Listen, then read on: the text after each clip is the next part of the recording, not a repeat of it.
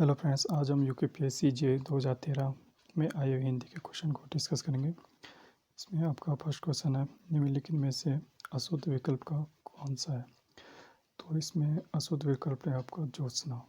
ज्योत्सना में जो सही होता है जो था आधा शाह होता है ज्योत्सना में, ठीक है। और जो ज्योत्सना का जो अर्थ होता है वो होता है चंद्रमा का प्रकाश। और जो ज्योत्सना होता है वो क्या होता है आपका स्त्रीलिंग होता है। क्या होता है? स्त्रीलिंग होता है ज्योत्सना, ठीक है। तो इसका राइट आंसर कौन सा हो जाएगा आपका?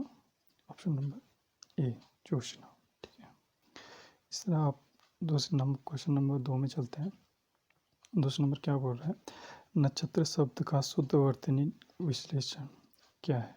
तो इसका हो जाएगा आपका ना प्लस आ प्लस ये, right number option number A. तो इसमें जो नक्षत्र है, इसमें जो छा कॉमा त्रा है, ये आपके क्या है, संयुक्त व्यंजन है। अब संयुक्त व्यंजन क्या होते हैं? संयुक्त व्यंजन वे होते हैं जो दो या दो से अधिक व्यंजन से बनते हैं, ठीक है। तो ये कितने तरह के होते हैं? 4 तरह के होते हैं। क्या उनसे संयुक्त जो व्यंजन होते हैं आपके 4 तरह के होते हैं। तो इसका जो राइट आंसर कौन सा होता है? ऑप्शन नंबर ए, ठीक है। तीसरा क्वेश्चन देखेंगे हम, व्याकरण शब्द में कौन सा उपसर्ग है। तो व्याकरण शब्द में कौन सा उपसर्ग है आपका? ऑप्शन नंबर सी, वी प्लस आ। तो जो व्याकरण है कैसे लिखा जाता है? तो वी प्लस आ, सॉरी, वी प्लस आ प्लस करण। तो ये क्या हो जाएगा आपका? व्याकरण, ठीक है। जो व्याकरण आपका वो क्या हो जाएगा आपका? क्या होता है?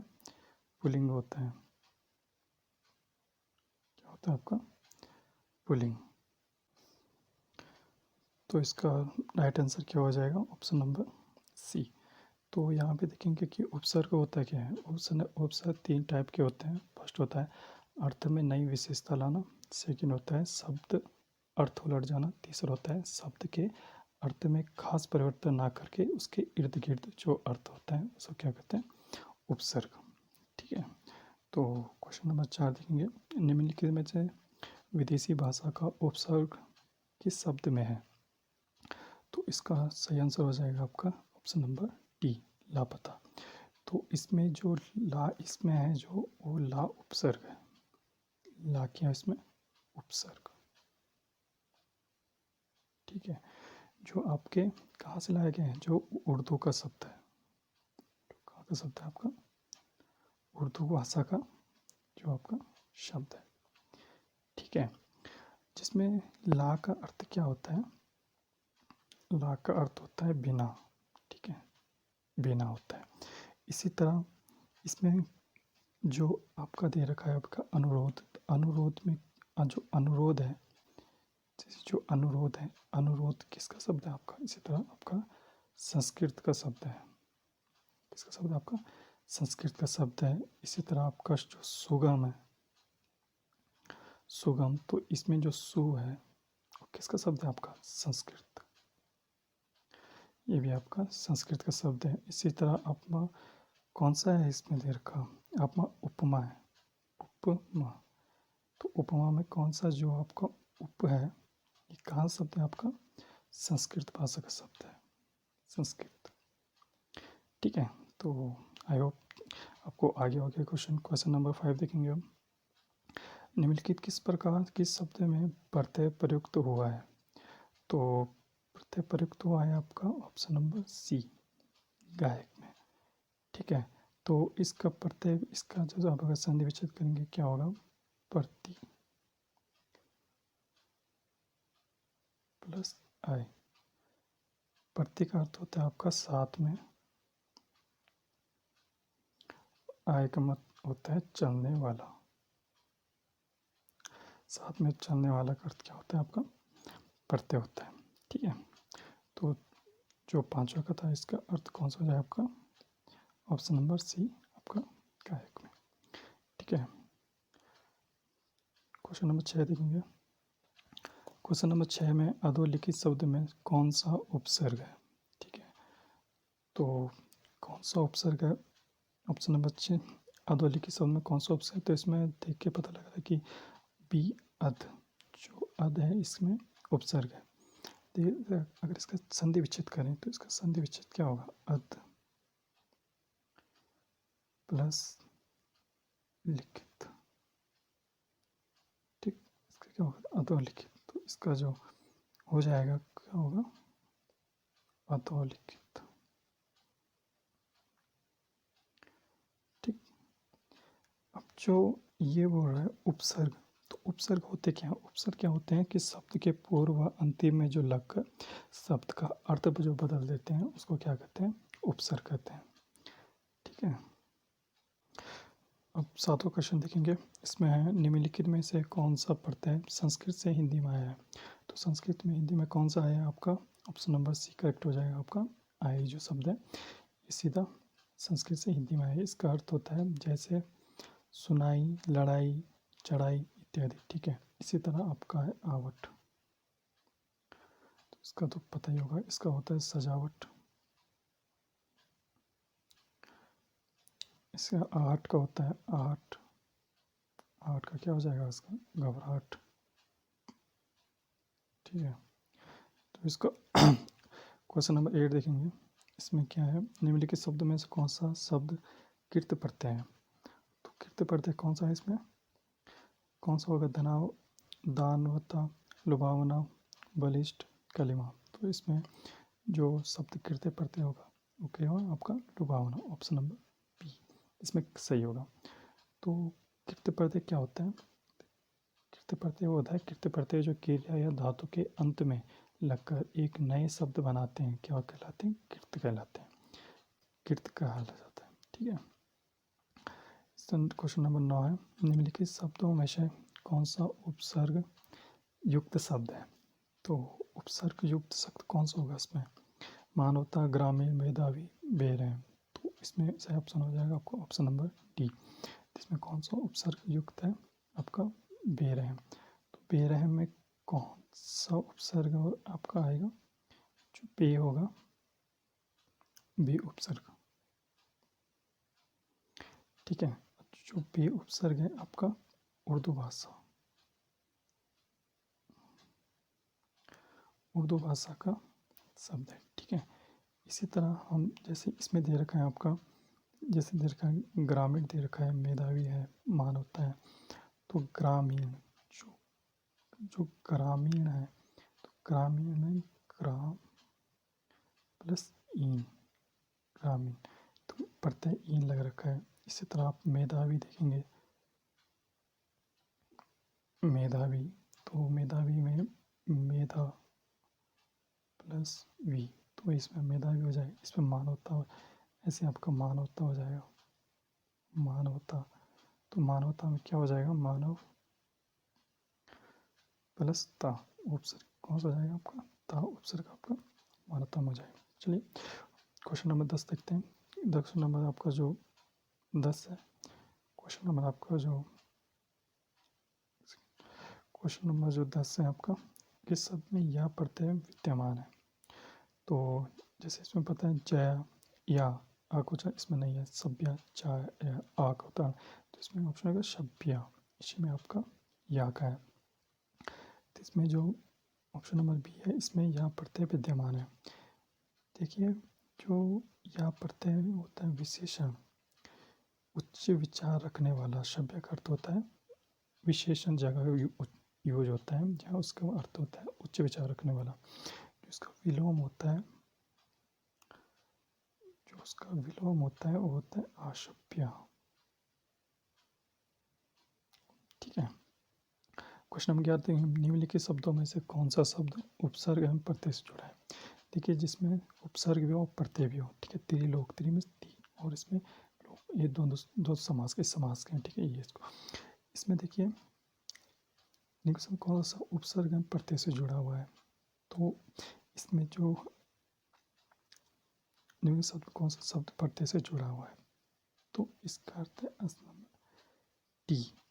जो इसका अश्लीलता जो शब्द है उसमें क्या है? आ के है उपसर्ग, ठीक है। और जो ता है क्या आपका प्रत्यय। ठीक है, और अगर इस संधि विच्छेद कर जाए, अश्लीलता का संधि विच्छेद किया जाए तो क्या होगा, धन श्लील, श्लील प्लस ता, अश्लीलता। ठीक है, इस तरह त्रिलोक किया जाए, अगर इसी तरह त्रिलोक किया जाए, त्रिलोक, तो इसी तरह त्रिलोक किया जाए, त्रिका क्या हो जाएगा, त्रिधन लोक। ठीक है, आई होप समझ आ गया होगा। ठीक है, अब बढ़ेंगे हम क्वेश्चन नंबर 12 में। तो क्वेश्चन नंबर 12 क्या कह रहा है आपका, निम्नलिखित में से किस शब्द में प्रत्यय नहीं है। तो प्रत्यय नहीं है, प्रत्यय क्या होते हैं, जो आपका लास्ट में लगते हैं। ठीक है, शब्द के जो लास्ट में, जैसे कुमाऊं, दुकानदार, मधुर, भोलापन, सब में जो दार समझ, लेकिन जो मधुर शब्द है आपका, इसमें क्या है, प्रत्यय नहीं है। ठीक है, जैसे आप बात करें कमाओ, ठीक है, कमाओ में कमा प्लस ओ, इसे क्या है, कमाओ। ठीक है, इसी तरह दुकानदार का क्या हो जाएगा, दुकान, धन, दार। इसी तरह भोलापन का हो जाएगा। ठीक है, इस सबसे बात, अब इसने बोला है, क्या बोला है इसमें, प्रत्यय। अब हम बोलेंगे प्रत्यय होता क्या है। ठीक है, क्या बोलते हैं, प्रत्यय होता है क्या है। तो प्रत्यय आपके दो प्रकार के होते हैं, एक होता है कृत प्रत्यय, कृत प्रत्यय, दूसरा होता है तद्धित प्रत्यय। ठीक है, तो क्वेश्चन नंबर आप 13 देखेंगे, स्वर संधि के कितने भेद होते हैं। ठीक है, तो ये जो क्वेश्चन है, तो स्वर संधि के कितने भेद होते हैं आपके, ऑप्शन नंबर डी 5 भेद होते हैं। कौन कौन से होते हैं आपका, कौन कौन से, दीर्घ संधि, दीर्घ संधि, दूसरा गुण संधि, तीसरा क्या होता है, वृद्धि संधि, वृद्धि संधि, चौथा होता है यण संधि, यण संधि, और पांचवा क्या होता है, क्या होता है फ्रेंड्स, अयादि संधि। ठीक है, तो आई होप समझ आ गया होगा। ठीक है, क्वेश्चन नंबर 14 में चलें, बहुवीर्य समास का उदाहरण है। देखिए, बहुवीर्य समास का वो उदाहरण है जो किसी शब्द से दो शब्दों से ऐसे मिलकर बना होता है जो तीसरे ही शब्द की ओर आपका इशारा कर रहा हो, तो इसका बहुवीर्य जो समास होगा, अंशुमाली जो है, इसमें बहुवीर्य समास होगा। ठीक है, देखो, जो अंशुमाली है, इसमें जो अर्थ होता है, अंशुमाली का, अंशु का अर्थ होता है किरणें। ठीक है, तो इसका अर्थ हो जाए इसका अर्थ हो जाएगा अंशु है माला जिसकी। ठीक है, और जो अंशुमान होता है, अंशुमान, इसका अर्थ क्या होता है, इसका अर्थ होता है सूर्य। तो इसका क्या हो जाए, अंशु किरणें हैं माला जिसकी। ठीक है, देखिए, अब आप बोलेंगे कि बहुवीर्य क्या होता है, तो समझा देते हैं थोड़ा। बहुवीर्य समास, ठीक है, तो बहुवीर्य समास क्या होता है, दोनों पद प्रधान नहीं होते हैं, इनसे मिलकर तीसरा ही पद की ओर संकेत करते हैं। मतलब जो दो शब्दों से मिलकर बना होता है लेकिन संकेत किसी तीसरे को करता है, बहुवीर्य समास कहलाता है। आई होप आपको समझ आ गया होगा। ठीक है, तो चलिए क्वेश्चन नंबर 15 में चलते हैं। क्वेश्चन क्या बोल रहा है, समक्ष में कौन सा समास है। तो समक्ष में कौन सा समास है आपका, अव्ययीभाव समास होता है। ठीक है, तो अब बोलेंगे कि समक्ष, समक्ष का अर्थ होता है अक्षी के समान, अक्षी के समान।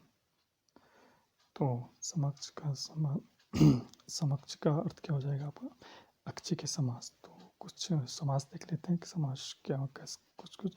ठीक है, एक होता है आपका तत्पुरुष, तत्पुरुष समास। ठीक है, तत्पुरुष में क्या होता है कि जो अंतिम पद होता है उसका प्रधान होता है, अंतिम पद प्रधान होता है, ठीक है। इसके बाद दूसरा आता है कर्मधारक समास। कर्मधारक समास में क्या होता है कि जो पूर्व पद होता है, पूर्व पद विशेषण, जो अंतिम पद होता है, अंतिम पद विशेष्य, ठीक है, अंतिम पद विशेष्य होती है, ठीक है। एक द्वंद्व समास भी होता है, इसमें दोनों पद प्रधान होते हैं, इसमें द्वंद्व समास कहलाता है, ठीक है। आगे समझ आ गया होगा। क्वेश्चन नंबर 16 है, मनोभाव में कौन सी संधि है? तो मनोभाव में कौन संधि है आपकी? विधि संधि, गुण संधि, व्यंजन संधि, विसर्ग संधि। तो मनोभाव में कौन संधि है आपकी? विसर्ग संधि, ठीक है। देखो विसर्ग संधि भी 3 प्रकार के होते हैं। नंबर 1 होता है स्वत्व विसर्ग संधि, उत्वा विसर्ग संधि। नंबर 3 है रुत्वा विसर्ग संधि, ठीक है। तो आई होप आपको समझ आ गया होगा। तो क्वेश्चन नंबर 17 है, किस समास में दोनों प्रधान होते हैं? यह हमने ऊपर भी डिस्कस किया था। इसमें क्या है कि दोनों समास जो होता है आपका क्या होता है, दोनों पर समान क्या होता है, समान जो प्रधान होते हैं। जैसे अब बोला जाए राजा रानी राजा रानी, माता पिता इत्यादि। तो इसका क्या हो जाएगा आपका 17 के ऑप्शन नंबर बी हो जाएगा, ठीक है। तो क्वेश्चन नंबर हम देखें 18, निम्नलिखित में से एक संधि विच्छेद नहीं है।